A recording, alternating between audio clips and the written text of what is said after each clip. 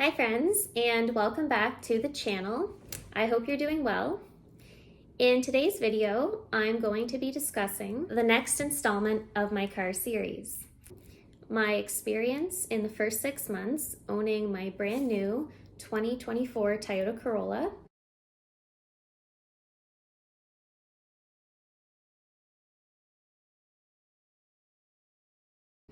and I'm also going to talk about the discontinuation of the federal rebates toward purchasing either a plug-in hybrid vehicle or an electric vehicle in Canada.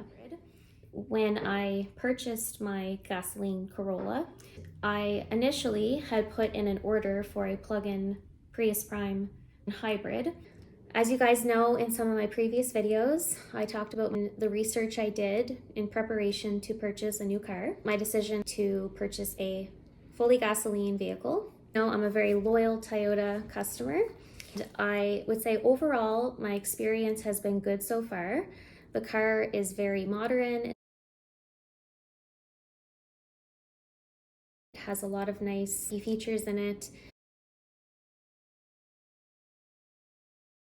Drives very smoothly. However, I did have a little incident when I was traveling to Nova Scotia to visit some family this past Christmas. And I was just driving outside of the Halifax area. When I was on the highway, I noticed there was a bunch of warning indicator lights that came on the dashboard. Various warnings related to parking brake malfunction, secondary collision brake malfunction, parking brake malfunction.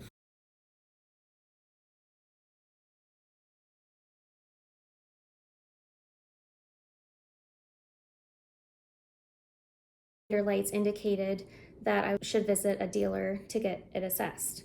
But one thing that had concerned me was when these were coming on the dashboard, I noticed that there was some mechanical issues that followed after that, including the reversing not working properly, because when I pulled off the highway and put the car into reverse, the car would involuntarily move forward on its own, but it wasn't actually going backwards well.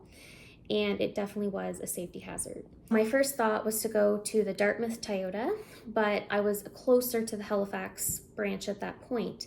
So I drove to the Halifax location. I asked them inside if there was any way they could look at my car.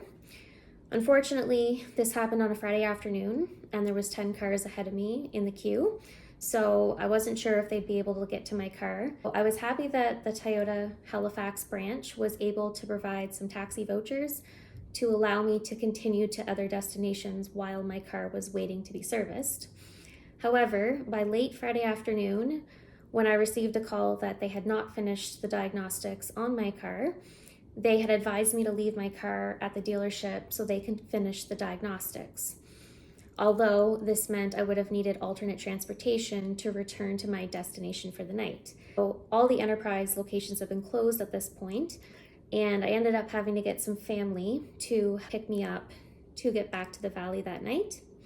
I then had to arrange for alternate transportation on Maritime Bus to return to Charlottetown for my work in the time that I was waiting for my car to be serviced. Initially, I thought these expenses would be covered through Toyota reimbursement program, but unfortunately, what I did learn is that the cost for transportation outside of the one-way trip to your destination on the day of the incident was not covered under my policy. And also the cost to return to a repair site to pick up your vehicle was also not covered. When I got back to Charlottetown, another bus shuttle ticket to get over to Halifax to return to the repair site to pick up my vehicle. However, when I got back to Halifax, I noticed that all the same indicator lights had come on in the first 15 minutes after driving the vehicle. They told me they had fixed the problem, and it clearly had not been fixed. In driving back to Halifax dealership to drop it off, I then proceeded to talk to them about what my next options would be. I had to get a little bit firm with them before they gave me a rental vehicle. I then used their rental vehicle for the better part of a month, over 3 weeks, before I heard back from the dealership about the status of my car. And in the end, they did tell me that there was some issues with the wheel speed sensor.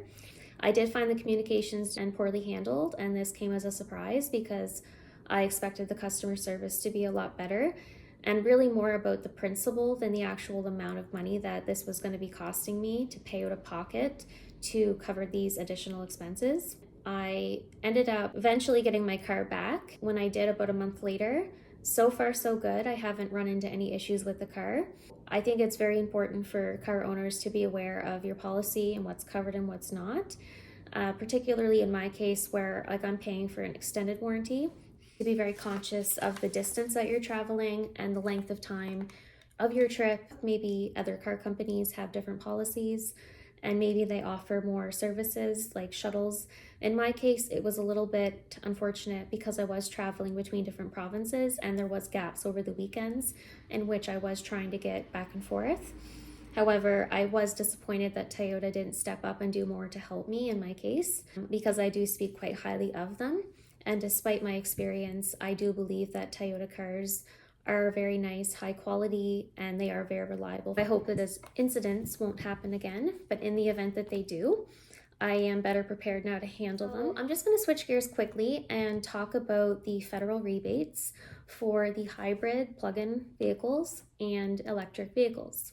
With this program, the funds are being discontinued, and the intention was that the money was either going to run out or be discontinued by March 31st of 2025. So whichever one comes first would be the decision about when the program is ending. And in many provinces like Alberta, Saskatchewan, and Ontario, they are not offering these rebates anymore, I don't believe. And many other provinces are phasing out, such as Quebec. And PEI is also phasing out, and many other provinces are all following suit. So I do feel disappointed that these rebates are coming to a close because I think they are an excellent incentive to encourage more people to buy these vehicles. And I also think that with the purchase of these, we're not only going to help improve our environmental sustainability, but also improve the overall knowledge base of drivers using this technology.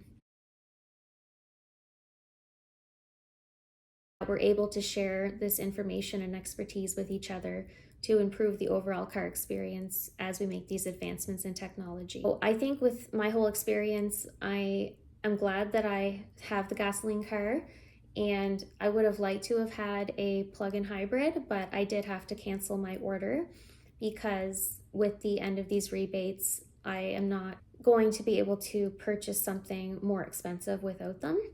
And I do hope in the future, with the change in policies, that these rebates will be able to be reintroduced so that more people will be able to take up this opportunity and support the program, because I think it is an excellent opportunity to develop a greener technology with car transportation.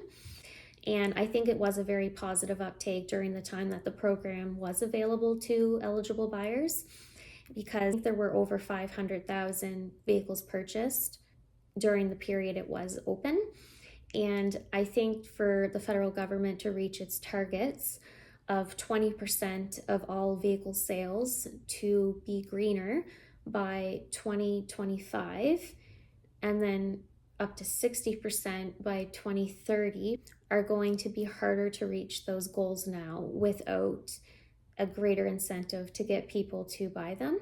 And from my experience, I do know cases where other people have also canceled their orders because these rebates have been discontinued.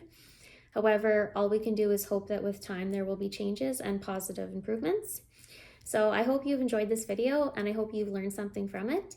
I'm curious to hear your thoughts and your experience if you've also purchased a brand new vehicle, whether or not that be gasoline, hybrid, plug-in hybrid, or electric, and what you think about the discontinuation of the federal rebates. So if you have any comments, feel free to leave them below in the comment section, and I look forward to hearing from you. Have a good night. Bye.